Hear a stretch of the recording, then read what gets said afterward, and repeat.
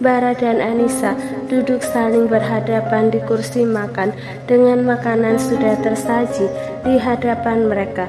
Sang pria berusaha untuk makan menggunakan tangan kiri, tetapi ternyata kesulitan, apalagi makan dengan sendok. Anissa yang melihat hal itu pindah duduk ke samping suaminya. "Sini, biar aku suapin," menarik piring makan suaminya. Bara diam-diam menarik kedua sudut bibir, tetapi senyumnya langsung memudar saat sang istri menoleh padanya dan menyodorkan 1 sendok nasi beserta lauk. Segera ia membuka mulut, sembari menatap istri. Ia mengunyah makanan dengan hati senang. "Kalau jadinya begini, tangan aku patah juga nggak masalah," ia membatin. Anissa dengan cekatan membantu suaminya menghabiskan makan siang. "Aku makan dulu, habis aku makan, nanti baru Mas minum obatnya." Bara mengangguk tanpa mengatakan apa-apa. Untuk beberapa saat, ia hanya diam sambil menatap ke arah istri yang sedang menikmati makanan dan mengalihkan pandangan ketika menyadari wanita itu menoleh ke arahnya. "Nanti anak-anak dijemput sama siapa?" tanya Bara ketika istrinya selesai makan. "Aku yang jemput mereka," jawab Anissa sambil menyodorkan obat yang harus diminum suaminya. "Minum dulu obatnya," Bara menurut. "Apa nggak bisa kalau Wira aja yang jemput dan antar mereka ke sini?" "Nggak bisa, dia lagi ada kelas latihan hari ini. Anak didiknya ada yang mau ikut kejuaraan tingkat provinsi. Mulai sekarang dia bakal lebih sibuk," jawab Anissa. "Dianya sendiri nggak ikutan?" Anissa menggelengkan kepala. "Dia nggak suka dikenal banyak orang." "Kamu kayaknya tahu banget soal dia," komentar Bara. Anissa menatap pria itu. "Jangan bilang mau jadikan dia alasan untuk ribut sama seperti waktu itu." "Enggak, kata siapa? Aku cuma komentar," sangkal Bara dengan cepat.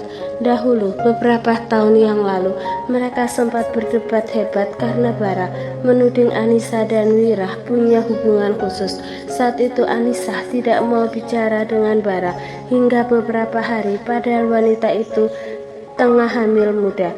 Bara yang takut terjadi apa-apa pada janin yang dikandung sang istri pun berusaha meminta maaf dan memperbaiki hubungan mereka. Akhirnya Anissa pun mau melupakan kejadian itu setelah segala bujuk rayu ia lakukan.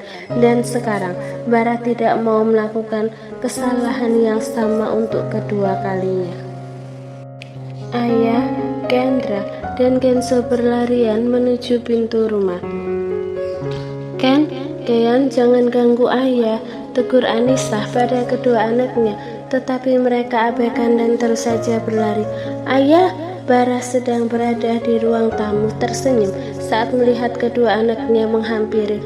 "Udah pada pulang anaknya ayah." Halo Om Alan," Kenzo menyapa saat melihat orang yang ia kenal. "Halo Ken." "Hai Kean," balas Alan menyapa kedua anak itu. Kendra hanya tersenyum sambil melambaikan tangan pada Alan, kemudian menoleh pada sang ayah. "Ayah, tangannya masih sakit?" "Alhamdulillah udah baikan kok sayang." Ken, ayo masuk, ganti baju dulu, jangan ganggu ayah lagi kerja," Anissa menegur kedua anaknya. "Selamat siang Bu," Alan menyapa sambil mengangguk sopan. "Siang," balas Anissa, tidak tahu bahwa di rumahnya ada tamu karena saat ia tinggal menjemput anaknya, suaminya hanya seorang diri di sana.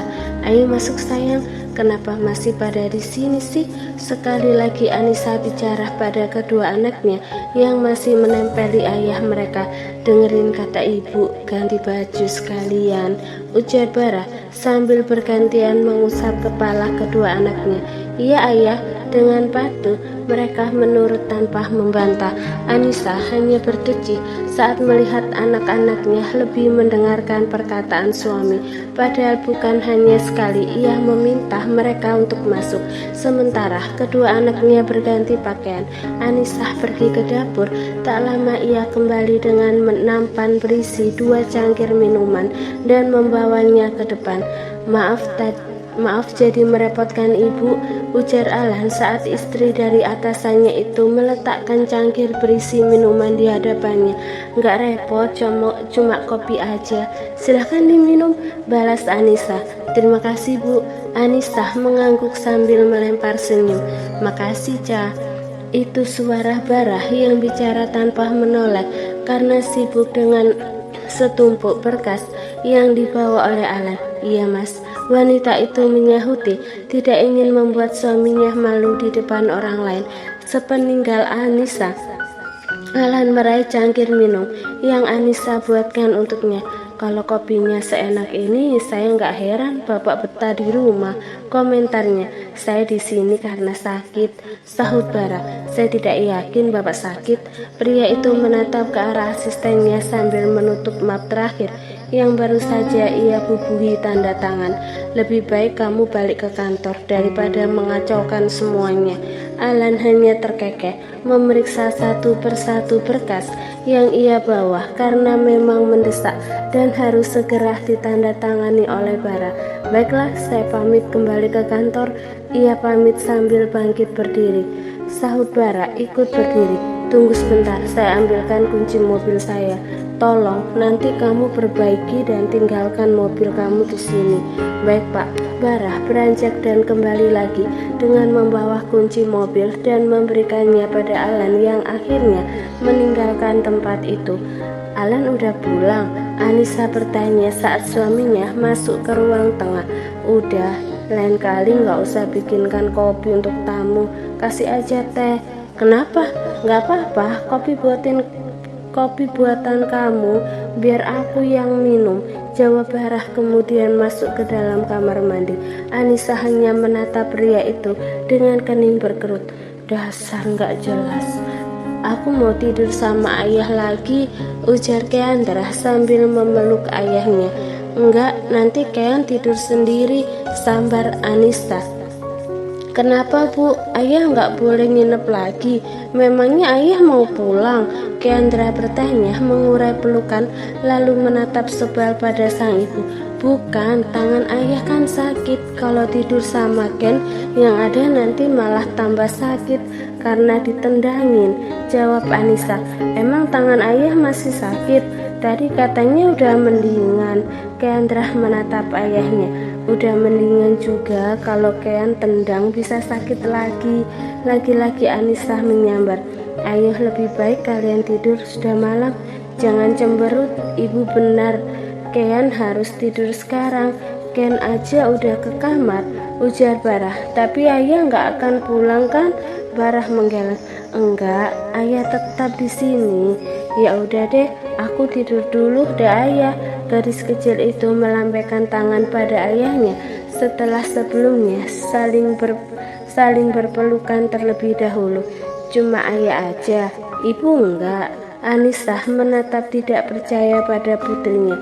Keandra menghampiri dan memeluk singkat ibunya. Malam ibu, malam sayang. Langsung tidur ya, jangan main HP dulu, sahut Anissa kemudian mengecup kening putrinya. Tanpa berkata lagi, Keandra berlalu menyusul saudaranya yang sudah lebih dahulu masuk kamar. Jadi, aku tidur di mana sekarang? Barah menatap istri. Ikut aku. Anissa beranjak diikuti oleh suami. Kamu yakin mau bawa aku ke kamar? Tanya Barah saat istrinya membuka pintu kamar. Nggak usah mikir aneh-aneh, sahut Anissa. Barah terkekeh. Memangnya menurut kamu aku mikir apa? Bukannya itu berarti kamu yang mikir aneh-aneh ya? Anissa berhenti melangkah kemudian berbalik. Untung saja refleks Barah masih bagus. Jika tidak, pasti mereka sudah saling bertubrukan dan sudah dipastikan wanita itu akan menuduhnya sengaja melakukan itu. Kalau mau tidur nyaman, jangan banyak bicara, nurut aja, ujar Anissa. Baiklah, maaf, Mas tidur aja di kasur. sama kamu, ceplos Barah, tetapi kemudian cengengesan sambil mengusap tengkuk saat mendapat tatapan tajam dari sang istri. Maksud aku, kamu gimana? Mau tidur di mana? Gampang aku mah, mas istirahat aja, jawab Anissa sambil keluar dari kamar. Ini kenapa aku jadi ditinggal? Barah menjadi bingung sendiri.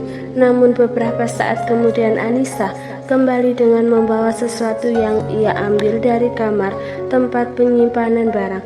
Itu apa? Tanya Barah. Karpet tidur.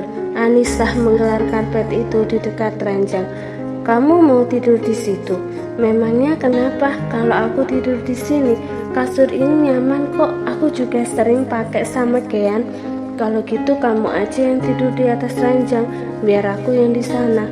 Gak usah mas kan lagi sakit.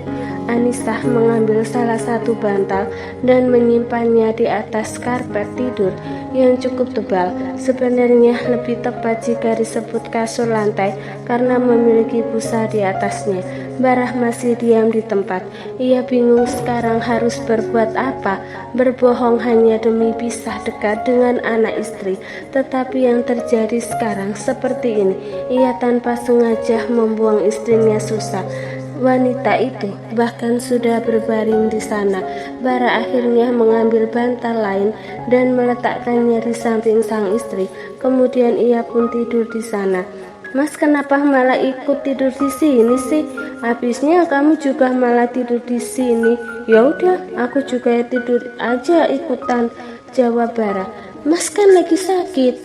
Bukan sakit, cuma terkilir. Anissa tidak lagi membalas, keduanya berbaring menyamping dan saling menghadap satu sama lain. Beberapa menit berlalu tetapi sunyi. Baik Barah ataupun Anissa tidak ada yang bersuara. Boleh aku tanya sesuatu? Pada akhirnya Barah yang lebih dulu bersuara. Tanya apa? Selama ini kamu pergi kemana? Aku mencari kamu selama bertahun-tahun, tapi gak pernah bisa nemuin kamu. Ada di sini, gak jauh dari rumah mas, jawab Anissa. Barah mengerit. Di mana? Di rumah Mita, rumah orang tuanya. Bukan, rumah dia sendiri. Barah berpikir jenak. Aku tidak tahu di mana rumah dia. Yang aku tahu rumah orang tuanya. Anissa terkekeh. Benar kata Mita, tempat teraman untuk sembunyi itu justru di sekitar orang yang kita hindari karena tidak akan dicurigai.